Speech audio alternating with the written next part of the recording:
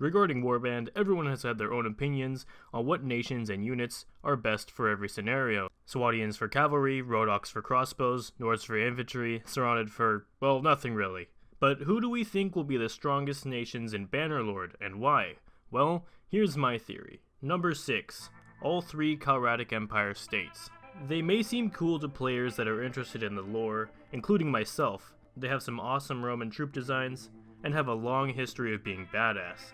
But these nations are definitely going to be the worst. The game is literally set for them to lose, and it is set in the period of time of the Empire's downfall. The nation's lords will be discoordinated and will be fighting too many wars to keep up with. But I like very much to look forward to the challenge of turning the tide of history and rebuilding the Empire. Number 5, the KHUZAITS. This is just an estimate. I could be definitely wrong, but the KHUZAITS are from the same area as the Viegers are from, and we all remember how they turned out. I'm guessing that they will have some decently strong cavalry with ranged units that could be good in large numbers, but nothing really else. Number 4, BATTANIA. BATTANIA will be Bannerlord's wildcard nation. Let's just put it that way. My BATTANIA Lord video can help explain this. From the VLANDIans' military being crushed, the Nordic armies in the area defeated, and the Empire developing its own problems that were getting worse every day, it created a power vacuum. So the area was soon claimed by rich locals and others who eventually formed the small nation we all know now as BATTANIA. Though this nation was never officially recognized and more just saw it as a rebellion against the Nords. But fighting this nation grew increasingly hard, it beginning to expand as far north to threaten Sargoth, later Sargoth, with siege weapons captured from Imperials. This nation, though, had a lot of problems. But I put it at number 4 due to it probably having some decent troop designs, strong infantry or archers, also probably strong dedicated lords. But at the same time, the lords often wouldn't get along or listen to the king, which causes trouble. And the region's size is very small, which doesn't give it enough fiefs to really take a lot of territory, if it were to fight a large nation, like per se VLANDIA. Number 3, the ASERAI.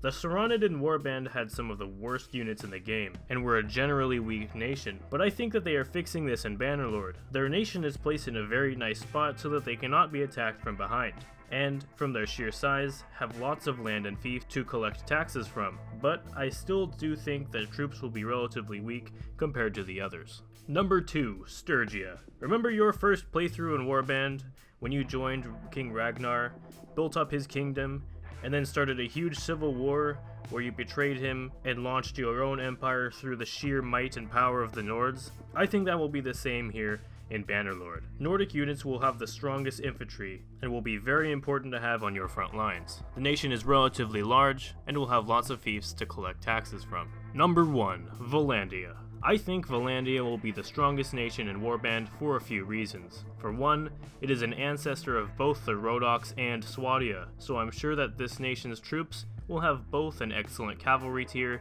as well as crossbows, and have halfway decent infantry. The size of the nation with all its fiefs and cities will make it very powerful. It is also positioned in a great spot, unlike the ASERAI, where it cannot be attacked from all sides. Thank you very much for watching, guys. I'm glad to see all the new faces here on my channel. Make sure to leave a comment if you have anything to say about the video, and if you have a video idea for me, make sure to leave that in a comment as well. Make sure to like and subscribe if you're new, and I'll see you all next time when we go over my theories for the Kingdom of the KHUZAITS. This is the fall of Rome. A very interesting part of the Bannerlord map is the nation that controls the west coast of CALRADIA, the Kingdom of VLANDIA. VLANDIA, by looks of it, is one of the strongest nations in Bannerlord, and with my predictions in my Fanlore video, it could be just that, but also face a lot of problems in the future which would not allow it to survive. In my VLANDIA predictions video, I talked about why I predicted VLANDIA would not survive, the inevitable civil war between Rhodoks and Swadians. Yay, race war! Both of the nations that emerged out of the civil war are very interesting and unique in their own ways, leading to the vast amount of story and lore around them. The Swadians becoming arguably the most powerful nation since the Calrad Empire to exist, and the Rhodoks who, oftentimes, get overlooked and put down. But today I have a prediction that the Kingdom of the Rhodoks went through an imperialistic state after independence from Swadia. I will use my own predictions as well as real lore from Warband